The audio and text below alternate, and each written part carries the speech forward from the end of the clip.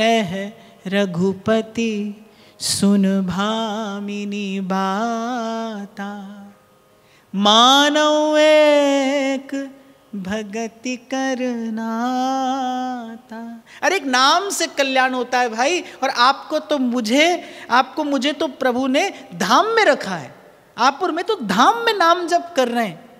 केवल नाम जप भी कोई करे तो जीव का मंगल होता है। जीव का क्या, 10 दिशा का मंगल होता है। नाम जपत मंगल दिशि दसम, चेतो दर्पण मार्जनम भव महादावाग्नि निर्वापणम, श्रेय कैरव चंद्रिका वितरणम, विद्या वधु जीवनम, आनंदाम्बुदि वर्धनम, प्रतिपदम पूर्णामृतास्वादनम, सर्वात्म स्नपनम परम विजयते श्री कृष्ण संकीर्तनम।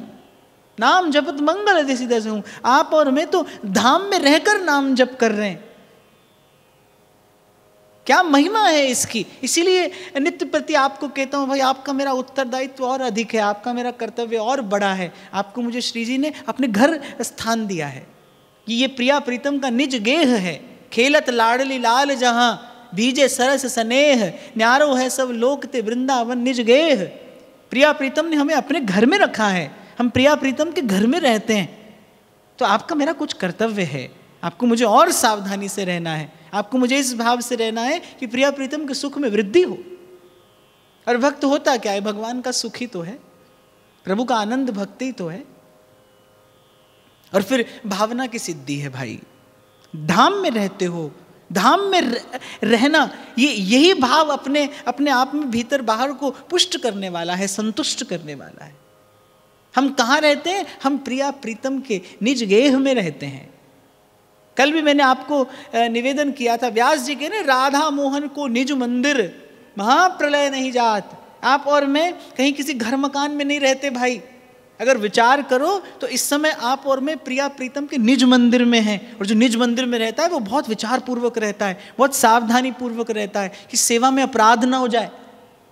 जो निज मंदिर में सेवा में है वो बड़े विचार पूर्वक रहता है कि भाई मुझसे कहीं सेवा अपराध ना हो जाए। आप और मैं भी सतत श्री प्रिया प्रीतम के निज मंदिर में रहते हैं। राधा मोहन को निज मंदिर वहां रखा है प्रिया प्रीतम ने। आपको मुझे विचार पूर्वक रहना चाहिए भाई कि भक्त अपराध ना हो जाए। भक्तन के अपराधन से डरपत रहिए, सेवा अपराध ना हो जाए और कुछ ऐसा हो कि प्रिया प्रीतम के सुख में अभिवृद्धि हो। अब किसी के यहाँ जाकर रहो और केवल बैठकर खाओ ही खाओ, कितने दिन रखने वाले को भी भला लगेगा, बहुत दिन नहीं। हाँ, रहो, उसके साधन का सत्कार करो, उसके सुख की अभिवृद्धि का प्रयास करो तो सदा सदा रह सकते हो। तिनका बयार के बस। और आपके और मेरे इस अंश रूप जीवात्मा को प्रभु की, श्री जी की कृपा की बयार यहाँ तक ले आई है। बार बार तो बनत नहीं ये संजोग अनूप। मानुष तन वृंदा विपिन, रसिकन संग विविरू। तो बड़ा प्रिय मुझे चरित्र लगा, सो मैंने निवेदन किया। अगले छप्पर में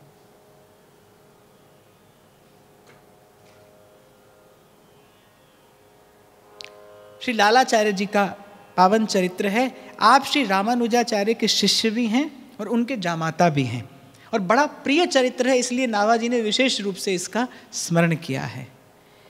आचार्य जामात की कथा सुनत हरि होई रति, कोमालाधारी मृतक भयो सरिता में आयो, दाह कृत्य जो बंधु न्योत सब कुटुंब बुलायो, नाक सको चहि विप्र तब ही हरिपुर जन आए, जेमत देखे सबन जात काहू नहीं पाए, लालाचारज लक्षणा प्रचुर भई महिमा जगती, आचारज जामात की कथा सुनत हरि होई रति।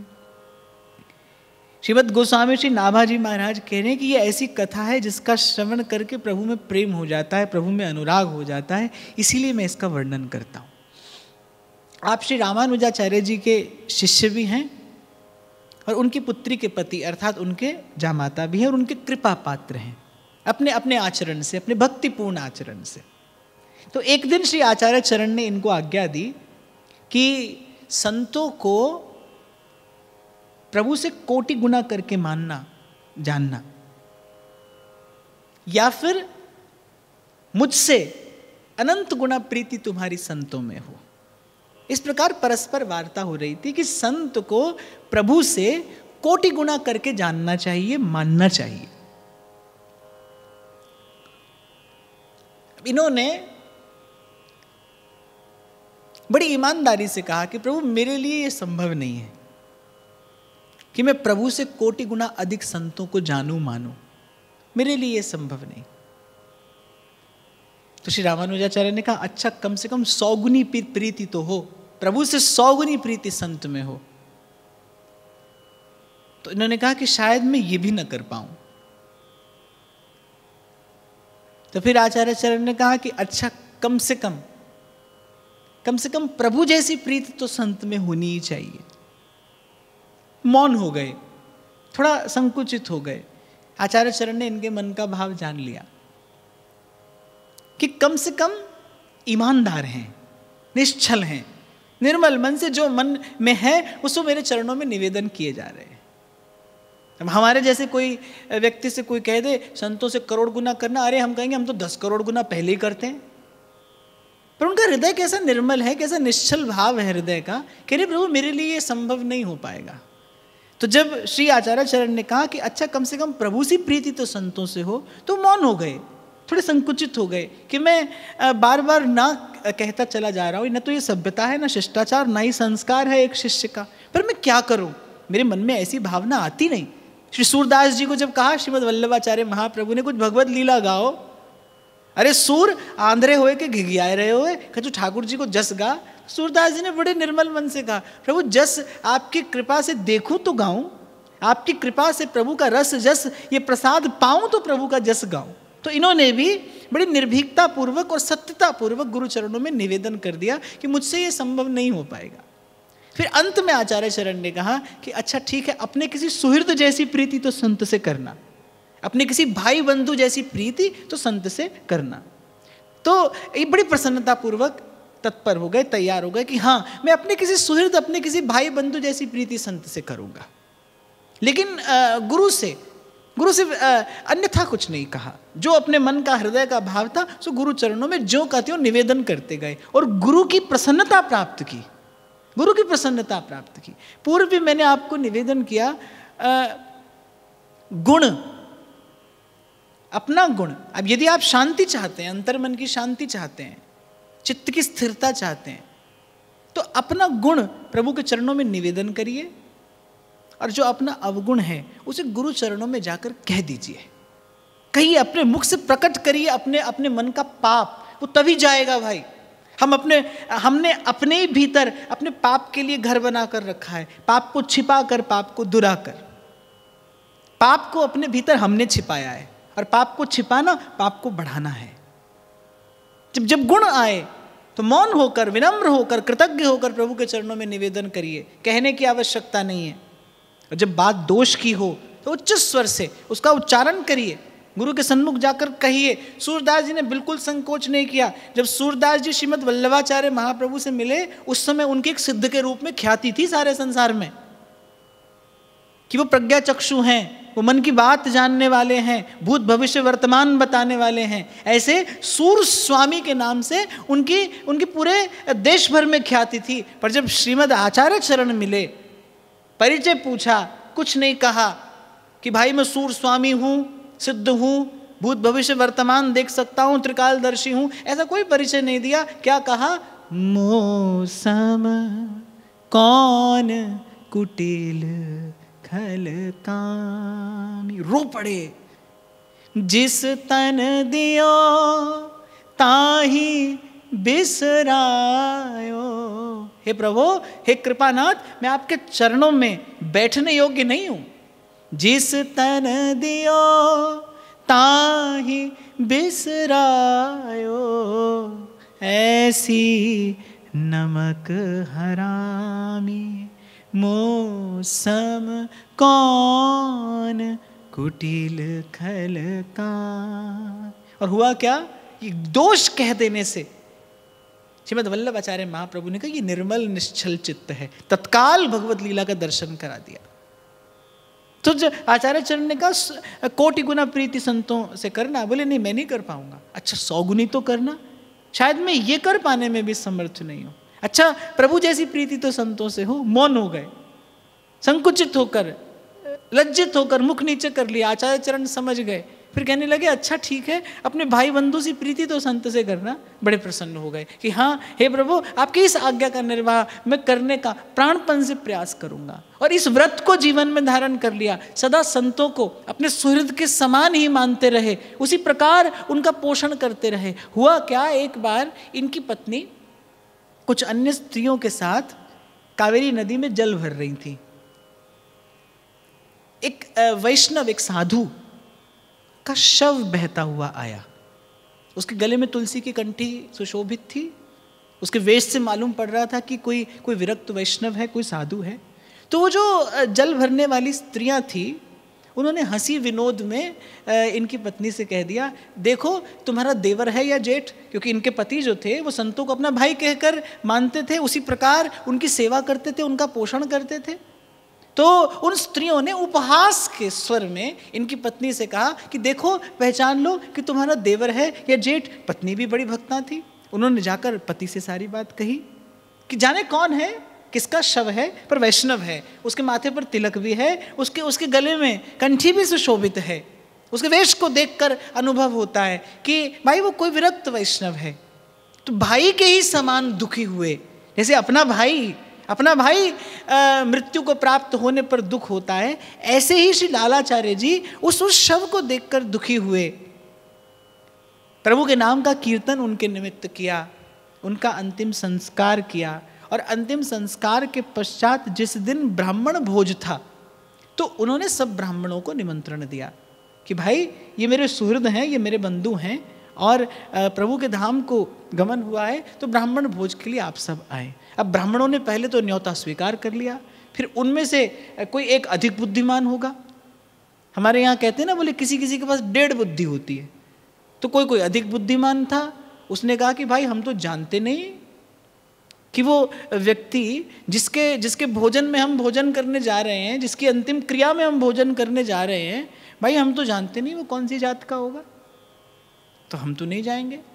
हमारा ब्राह्मणत्व नष्ट हो सकता है, हम पथभ्रष्ट हो सकते हैं, हम पथच्युत हो सकते हैं, हम तो नहीं जाएंगे। तो सब ब्राह्मणों ने एक मत से मंत्रणा करके निश्चय किया कि भाई हम उनके यहाँ नहीं जाएंगे। उधर ब्रह्म भोज का समय निश्चित हो गया था। जब समय आया और एक भी ब्राह्मण नहीं आया, तो श्री लालाचार्य जी बड़े दुखी हुए। उनको दुख भी वैसा ही हुआ कि जैसे उनके भाई के ब्रह्म भोज में कोई ना आया हो। तो दौड़कर आचार्य चरण के पास गए, और जब आचार्य चरण ने उनकी सारी स्थिति, उनके हृदय की व्यथा देखी, तो उनका हृदय जो था वो कृपा से, करुणा से भर गया। देखो, निर्मल मन जन सो मोहि पावा, मोहि कपट छल छिद्र न भावा। त्रिकाल सत्य ये सिद्धांत है। और पूर्व भी शायद आपने और मैंने बड़े विस्तार से चर्चा की थी कि निश्चल होना ही निर्मल होना है, मन का निश्चल हो जाना ही निर्मल हो जाना है। आचार्य चरण ने देखा कि कैसी निश्चल प्रीति है, वस्तुतः नहीं जानते कि वो व्यक्ति कौन है, और केवल गले में कंठी बंधी है, खबर नहीं कि वस्तुतः वो व्यक्ति वैष्णव है भी या नहीं, उसका चरित्र क्या है, उसका आचरण क्या है। लेकिन केवल उसके मृत देह को देखकर, केवल उस तुलसी की मालिका को देखकर जान लिया कि इसका प्रभु से संबंध है, ये प्रभु का भजन करता होगा, और बस इस नाते ये हमारा सुहृद है, इस नाते हमारा बंधु है। उठाया, गोद में उसके सर को लिया, उसके निमित्त भगवान नाम जपा, उसका अंतिम संस्कार किया, अंतिम क्रिया की, और जो जो कर्तव्य था उसका सम्यक प्रकार से पालन किया। और अंत में ब्रह्म भोज के दिन ऐसी घटना घटी कि ब्राह्मणों ने आने से मना कर दिया, उन्होंने आना ही अस्वीकार कर दिया। वही बात जो कुछ देर पहले आप और मैं चर्चा कर रहे थे, भाई किसी की दृष्टि में मांस का पिंड ही आता है, और किसी की दृष्टि मोती पर जाती है। भगत के कहा जनेऊ जात, भगत के कहा जनेऊ जात। पद्म पुराण में आज्ञा है, भगवान का विग्रह किस वस्तु का बना है ये विचार करना, और वैष्णव भक्त की जाति क्या है ये विचार करना, ये महत अपराध है, ये भगवत अपराध है। ऐसा करने से भजन भाव की सदा सदा के लिए हानि हो जाती है, पतन हो जाता है भजन भावना से। भगवान का विग्रह किस वस्तु का बना है ये विचार कभी नहीं करना चाहिए, उससे ब्रह्म बुद्धि शिथिल हो जाती है। और भगवान के भक्त की जाति क्या है, किस जाति में उसने जन्म लिया है। भक्त भक्त है भाई, हरि को भजे सो हरि का हुई, जात पात पूछे नहीं कोई। सेवक जी महाराज तो कह तहाँ जाति कुल नहीं विचार, कौन सु उत्तम कौन गंवार, सार भजन हरिवंश को। बड़ी बात यह है कि व्यक्ति भजन करता है कि नहीं। तो उन ब्राह्मणों की दृष्टि केवल उसके देह पर थी कि भाई कौन सी जाति का है। और मैं तो सदा ही कहता हूँ भाई, चमड़े की आंख से चमड़ा ही दिखाई पड़ता है। इन चर्म चक्षुओं से केवल ये त्रिगुण युक्त संसार ही दिखाई पड़ता है। आप भले कितने बुद्धिमान स्वयं को जानो, कुछ लोग होते हैं ऐसे, बोले अरे हम तो उड़ती चिड़िया के पर पहचान लेते हैं, कोई बड़ी जीवन की उपलब्धि तो नहीं है। आपको भी मिल तो अंततः धूल में ही जाना है। पहचानो और पहचानते रहो। पहचानने योग्य भजवे को दोई सुघर कह हरिदास। भक्त को पहचानते हो कि नहीं, भगवान को पहचानते हो कि नहीं। पहचानने योग्य ये दोनों हैं। भक्त को पहचाना कि नहीं पहचाना, प्रभु को पहचाना कि नहीं पहचाना। कहाँ पहचाना दुर्योधन ने प्रभु को, क्या हुआ, कुल नष्ट हुआ, श्री नष्ट हुई, ऐश्वर्य नष्ट हुआ, धर्म नष्ट हुआ, मनुष्य का जीवन नष्ट हुआ। प्रभु को कहाँ पहचाना।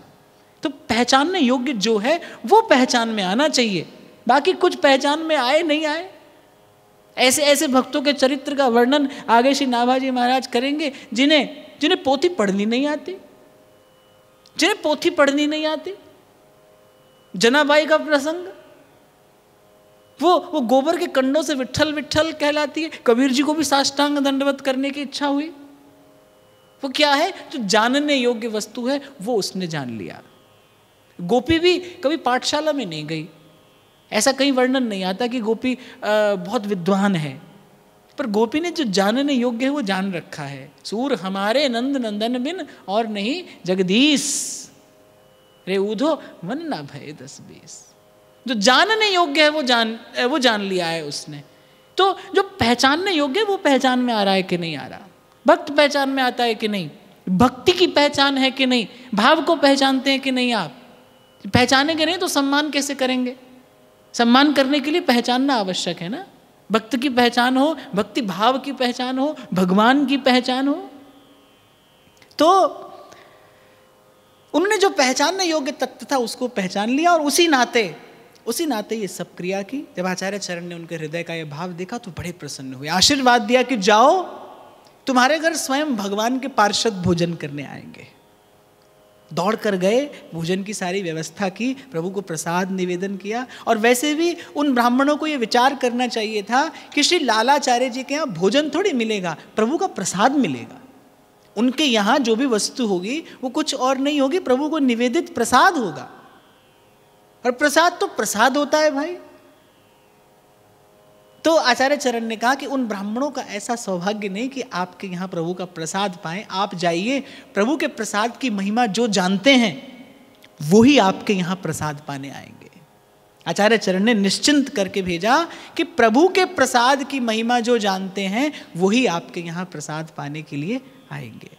समय पर भगवत पार्षद आए, दिव्य स्वरूप, दिव्य दर्शन, आंगन में बैठकर प्रभु का प्रसाद पाया, अपना उच्छिष्टामृत श्री लालाचार्य जी को देकर और प्रभु के धाम को गए। जब ब्राह्मणों ने ये लीला देखी, जब ब्राह्मणों ने भक्त और भक्ति की महिमा देखी, बड़ा खेद मन को हुआ। दौड़ कर गए श्री लालाचार्य जी के आंगन में। वो जो शीत प्रसादी के कण पड़े थे वो कण बीन बीन कर पाए, उनके चरणों की धूल अपने मस्तक पर चढ़ाई और भक्त और भगवान का जय घोष किया। अंत में विजय भावना की है भाई, अंत में विजय भाव की है, भावग्राही जनार्दन।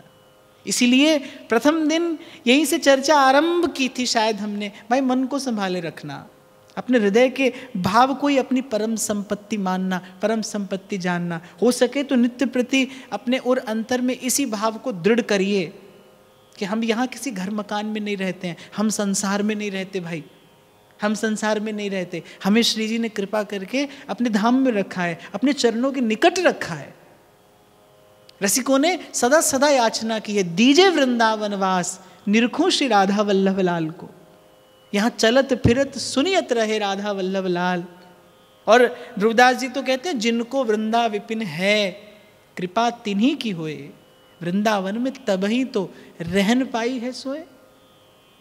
वृंदावनेश्वरी की इच्छा के बिना, राधिका कृपा बिन सबके मनन अगम्य, श्री जी की इच्छा के बिना कोई मन से भी यहां नहीं आ सकता। यहां पर बसने की बात बहुत दूर की है बाप।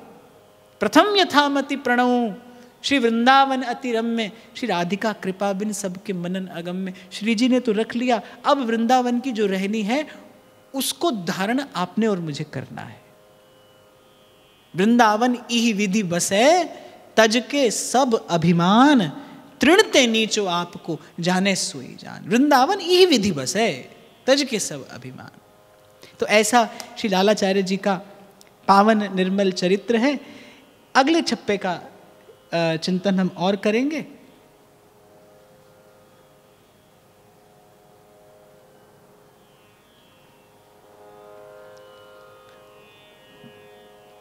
श्रीमारग उपदेश कृत, श्रवण सुनो आख्यान सुचि। गुरु गमन कियो परदेश, शिष्य सुर धुनि दृढ़ाई। एक मंजन एक पान हृदय वंदना कराई। गुरु गंगा में प्रविश शिष्य को बेग बुलायो। विष्णुपदी भयमान कमल पत्रन पैधायो। पाद पद्म तादिन प्रगट, सब प्रसन्न मन परम सुरुचि। श्रीमारग उपदेश कृत, श्रवण सुनो आख्यान शुचि।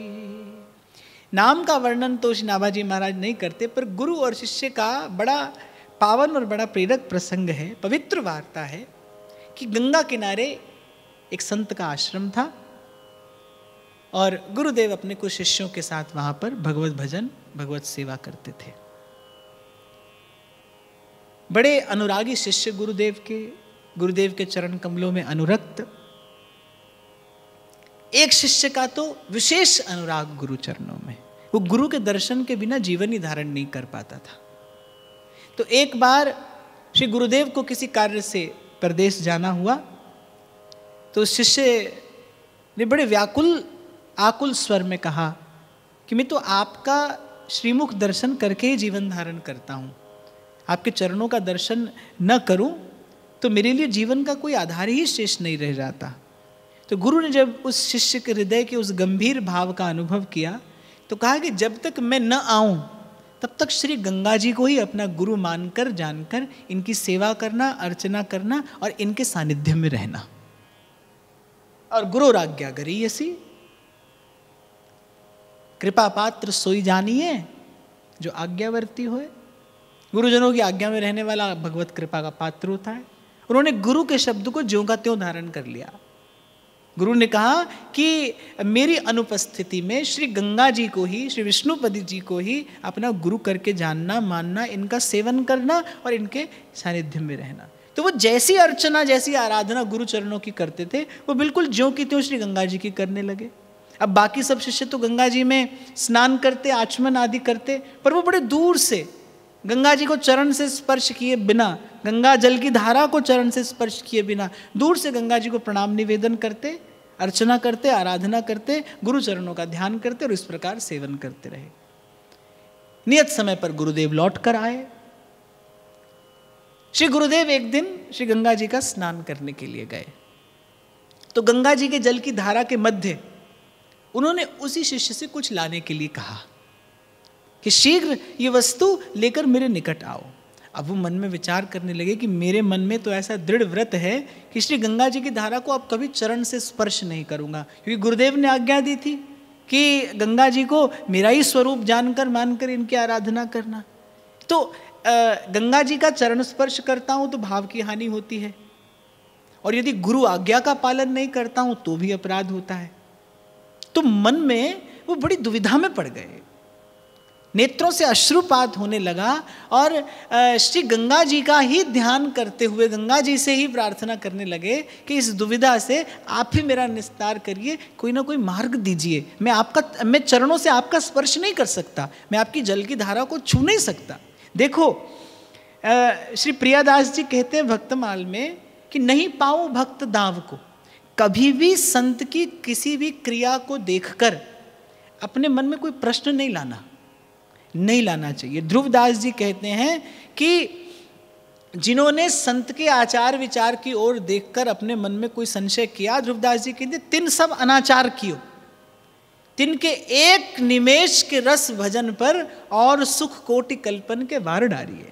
खबर नहीं कौन किस भाव से प्रभु का भजन करता है, इसीलिए कौन क्या पहनता है, क्या खाता है, कैसे रहता है, कहाँ रहता है, कैसे भजन करता है, इस भाव का कभी विचार मत करिए।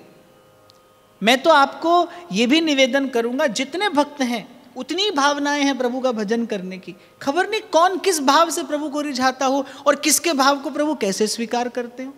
कर्माबाई को साधु ने कह दिया स्नान आदि करके और इस प्रकार शुद्ध पवित्र होकर भोजन बनाया करो, जगन्नाथ जी के लिए भोग बनाती हो तो इस विधि से बनाया करो। ठाकुर जी ने डांट दिया साधु को, अरे हमारे और हमारे भक्त के बीच में तुम क्यों आते हो, कोई नहाकर बनाता है, बिना नहाए बनाता है, अरे हम जाने हमारा भक्त जाने, आप कौन हो बीच में आने वाले।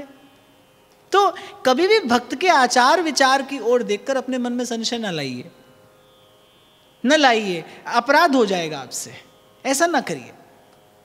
तो अब उनके हृदय का भाव है और शिष्य अपने मन में प्रश्न लाते हैं, भाई गंगा जी का स्नान नहीं करते, दूर ही खड़े रहते हैं, कुएं के जल से स्नान करते, गंगा जी का स्नान नहीं करते, ये कैसा भक्त है, ये कैसा महात्मा है। उनके मन में अनेकों प्रश्न आते थे।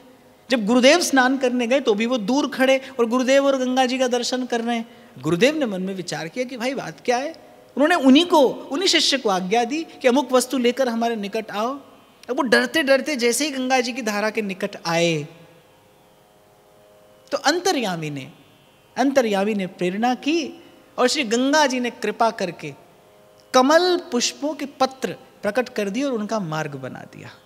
और जैसे कोई व्यक्ति भूमि पर चलता है बस उसी प्रकार वो उन कमल पुष्पों के पत्रों पर चलते हुए उस दिव्य मार्ग पर, उस सुवासित मार्ग पर चलते हुए गुरुदेव तक पहुँचे। गुरुदेव को वस्तु दी और वहीं श्री गुरुदेव ने हृदय से लगा लिया कि मैं जानता था तुम्हारे मन में श्री गंगा जी के प्रति क्या भावना है, पर ये शिष्य लोग, ये जो अन्य जन थे, ये तुम्हारे विषय में बार बार प्रश्न करते थे कि आप पूछते क्यों नहीं, क्यों गंगा का स्नान नहीं करता, क्या वो गंगा जी को पवित्र नहीं मानता, क्या गंगा जी में उसकी भावना परिपक्व परिपूर्ण नहीं है, कुएं के जल से स्नान करता है, गंगा जल में स्नान नहीं करता, ये कैसा साधु है, ये कैसा महात्मा है, ये कैसा आपका शिष्य है। तो अनेकों प्रश्न ये जन मुझसे करते थे और मुझे लगा कि इनके प्रश्नों का उत्तर मैं ना देकर स्वयं भगवती विष्णुपदी कृपा करके उत्तर दें तो इन सब का समाधान हो जाए। और फिर एक और बात, भक्त तो अपने आप को छिपा कर रखता है पर भगवान उसकी महिमा प्रकट कर देते हैं।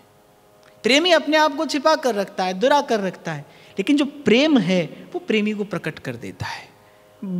भक्त के यश को भगवान प्रकट करते हैं। क्यों? क्योंकि भक्त का यश सारे संसार को सुख देने वाला है। एक संसारी व्यक्ति का यश क्या है? संसार ने दिया है, संसार से लिया है और संसार की धूल में मिल जाएगा। जो आज यशस्वी है, जो आज संसार में यशस्वी है, वो कल कहाँ रहेगा? आप देखो भाई, नेता हो कि अभिनेता हो, ये संसार एक दिन भगवान बनाता है, अगले दिन जूतों की माला पहना देता है। अपने निकट देखो, अपने चारों ओर देखो, इस संसार में क्या नित्य प्रति ऐसा ही नहीं होता है? ये संसार सरमाथे भी बैठाता है और यही संसार घोर अपमान भी करता है। वही जन होते हैं जो आज फूल की माला पहनाते हैं, कल वही अपशब्दों से आपके अंतर्मन को आहत करते हैं। यही संसार है। एक यश भगवान देते हैं, वो यश सदा रहता है और वो सबके लिए सुखद है, सर्व के लिए सुखद है। तो भक्त तो छिपाता है स्वयं को, और भक्त को स्वयं को छिपा कर रखना ही चाहिए। अभी कुछ देर पहले मैं आपसे यही कह रहा था कि अपने गुण को छिपा कर रखिए, दुरा कर रखिए, मौन होकर बस प्रभु के चरणों में निवेदन करते चलिए। अपना दोष प्रकट किया जा सकता है, गुण नहीं। पर जब भगवान देखते हैं कि इसने अपने गुण को छिपा लिया है और दुरा कर उस निधि को इसने मेरे चरणों में न्यौछावर कर दिया है, फिर प्रभु उसके यश को प्रकट करते हैं।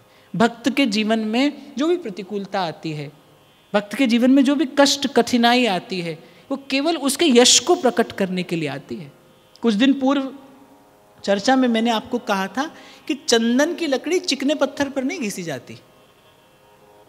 चंदन की लकड़ी को कठोर पत्थर पर घिसा जाए तभी उसकी वास्तविक सुवास, उसका स्वरूप, उसकी वो सुचिक्कणता प्रकट होती है, तभी वो अंगराग बनने के काम में आता है। कठोर लकड़ी तो भाई जलाने के काम आती है। वो श्रृंगार के योग्य बनता है, वो प्रभु के अलंकार योग्य बनता है जब कठोर पत्थर पर घिसा जाता है उसे। ऐसे ही जीवन है, ऐसे ही भक्त का जीवन है। कठोर पत्थर पर जब घिसते हैं प्रभु तो उसकी वास्तविक सुवास प्रकट होती है, उसकी वास्तविक पवित्रता प्रकट होती है। वो श्रृंगार के योग्य बनता है, प्रभु के श्रृंगार के योग्य है। और वस्तुतः इन्हीं भक्तों को आभूषणों के रूप में प्रभु अपने श्रीअंग पर धारण किए हैं। भाई ये भक्ति ही भगवान का श्रृंगार है। भगवान स्वयं कहते हैं, हों भगतन को दास भगत मेरे मुकुटमणि, भगत मेरे मुकुटमणि। बस इस दिन से, जिस दिन से गंगा जी ने वो पद्म पत्र प्रकट किए और उन पर पांव रखकर, उन पर पग धरकर वो शिष्य अपने गुरु के निकट पहुंचे, इस दिन से उनका नाम पाद पद्म के रूप में इस संसार में प्रतिष्ठित हुआ।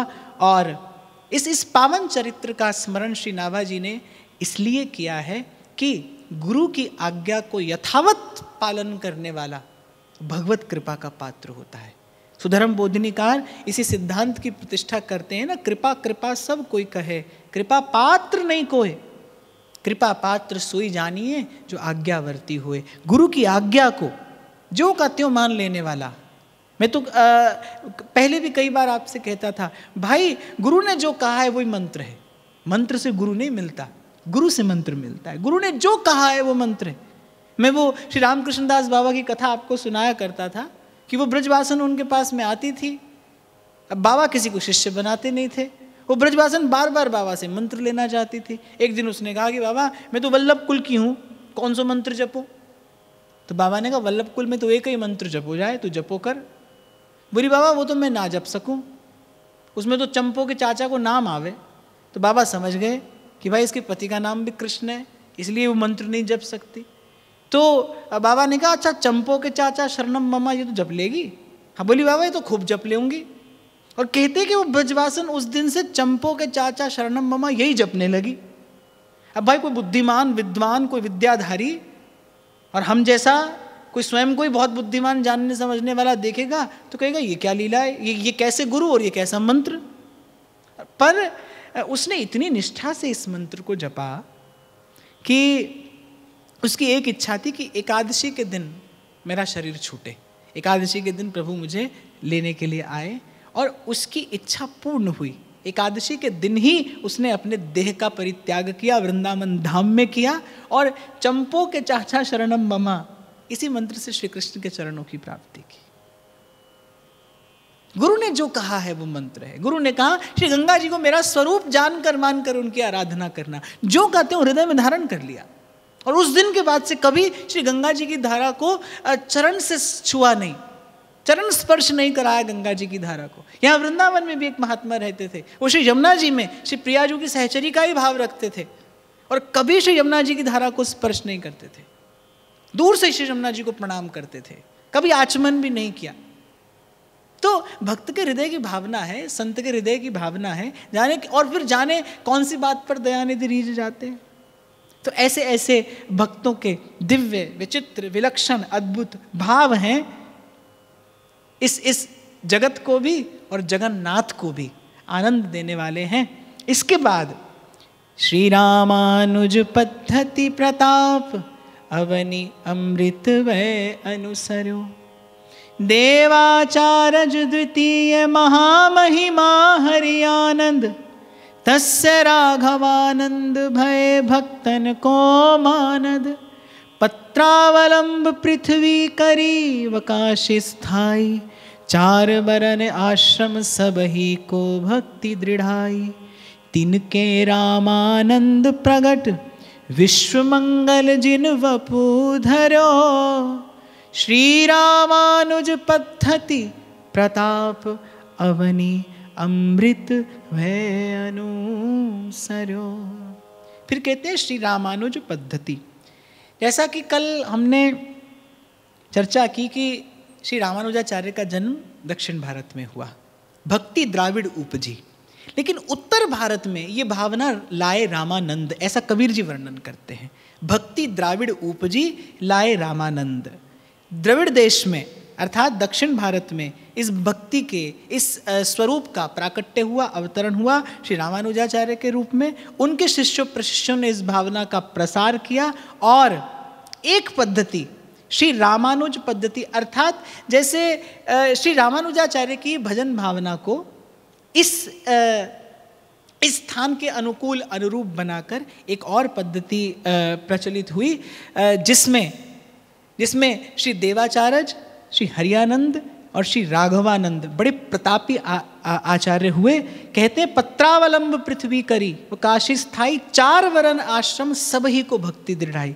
पात्र अपात्र का विचार किए बिना सबको बड़े उदार हृदय से भक्ति भावना का दान किया और ब्राह्मण क्षत्रिय वैश्य शूद्र सबके कल्याण के लिए उनको श्री प्रभु के चरणारविंद की भक्ति का दान किया, निशंक सबके कल्याणार्थ। और इन्हीं श्री राघवानंद के परम प्रतापी, सूर्य के समान तेजस्वी और भक्त जनों के हृदय रूपी चकोर के लिए चंद्रमा के समान सुशीतल श्री रामानंदाचार्य प्रकट हुए, जिन्होंने इस उत्तर भारत को श्री रघुनाथ जी के चरण कमलों की भक्ति भावना से पावन कर दिया, पवित्र कर दिया। अद्यावधि अनंत अनंत जीव उनके चरणों का आश्रय पाकर कृतार्थ हो रहे हैं और होते रहेंगे।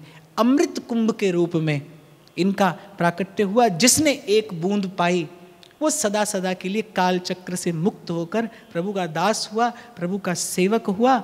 यहाँ तक इन चरित्रों का स्मरण करके फिर अगले छप्पर में श्री नाभाजी महाराज, श्री रामानंदाचार्य जी और उनके अनेक प्रतापी शिष्य श्री कबीर जी, श्री रैदास जी, श्री पीपा जी आदि इन भक्तों के पावन चरित्रों का वर्णन करते हैं। एक से एक मधुर, एक से एक सुंदर इन भक्तों का चरित्र है। चरित्र तो बड़े विस्तृत हैं। आप और मैं जैसी प्रभु प्रेरणा करेंगे इन भक्तों के चरित्र का स्मरण करते हुए आगे बढ़ते चलेंगे। आज की भावना यही श्री जी के चरणों में निवेदन करते हुए आप सबके हृदयस्थ प्रेम प्रभु को प्रणाम।